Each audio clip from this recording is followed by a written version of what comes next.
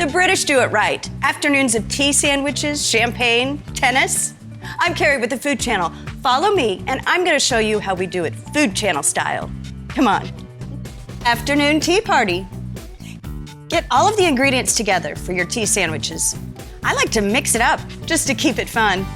Like pumpernickel bread with horseradish mayo, rare roast beef, arugula, and red onion, then cut into long finger sandwiches.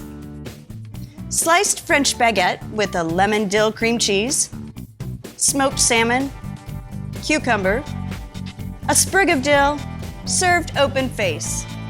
And finally, thin white bread with goat cheese, prosciutto, and basil ribbons, cut into triangles.